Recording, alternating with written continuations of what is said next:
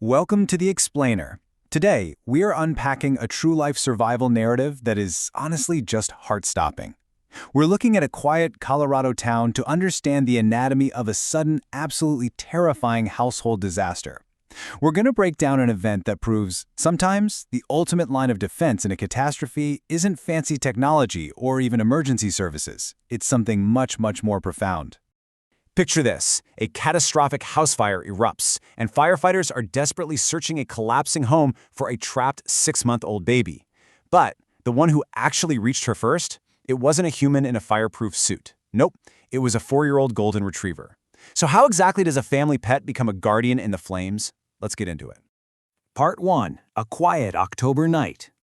It's 9:47 p.m. in Cedar Falls, Colorado. You've got a cold wind blowing through these orange maple trees right outside a modest 2-story home. Inside, exhausted parents Emily and Jack are finally winding down for the night. You know the drill. Emily, who's a hospital nurse, is barely standing after a long shift, but she's still washing dishes.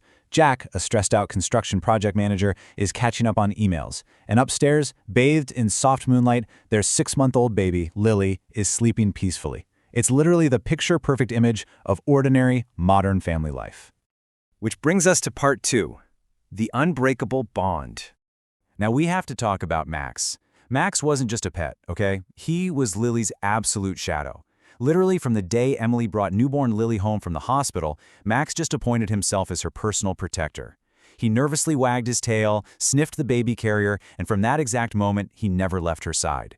He reacted first to her cries, he stayed super close during tummy time, and he even kept watch during those exhausting midnight feedings. Just a gentle, endlessly loyal presence in the house. Emily actually used to say, "I swear this dog thinks he's her second parent." And Jack would laugh it off, but secretly, he totally agreed. Max had basically chosen his life's duty, completely tying himself to this little girl.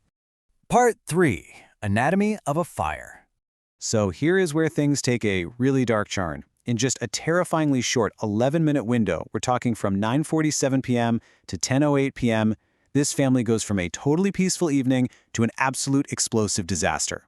The danger arrived so quietly, just hiding right there in the walls where nobody was even looking. It's crazy how danger just patiently waits and grows completely out of sight. It all starts with a tiny, almost invisible flash from an old electrical outlet out in the garage.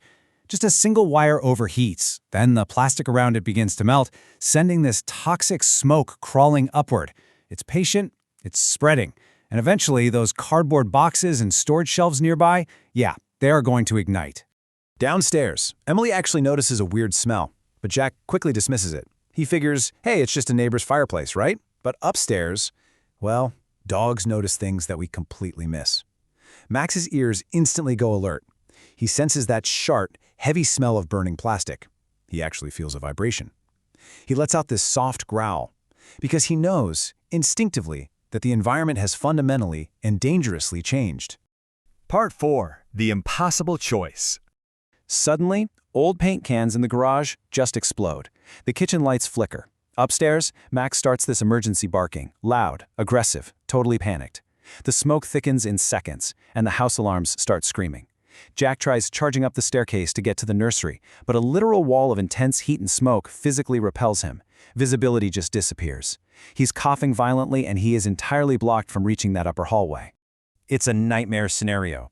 Jack is forced to literally pull a hysterical Emily out the front door just to keep her from running straight into the fire herself. So now they are standing outside in the cold night air, just watching their house get consumed by flames. Their child is in there, totally unreachable, completely cut off by this escalating disaster. 6.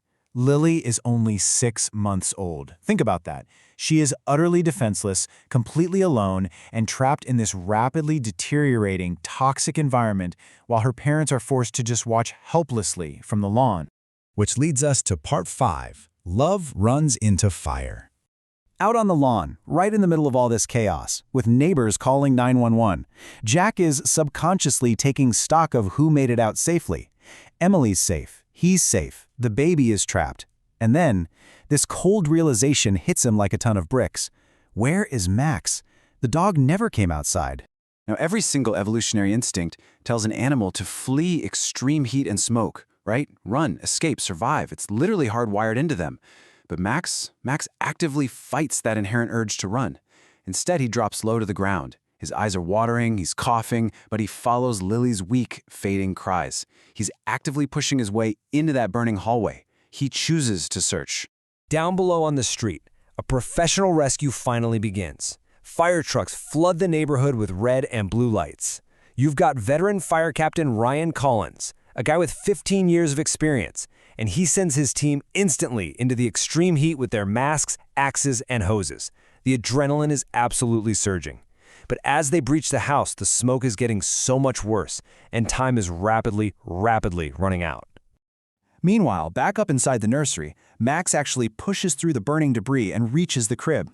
He drops his tail low, he's breathing so hard, and he gently nudges the crib, whining softly. This tiny 6-month-old baby reaches her little hand out toward him, and right at that exact moment, a massive, loud crack echoes through the room. Part of the ceiling actually collapses near the nursery doorway, partially blocking the exit and trapping them both together in the smoke. Max looks at the blocked doorway, and then he looks back at Lily. His decision is made. He's staying. You know, dogs don't really understand heroism. They just understand love.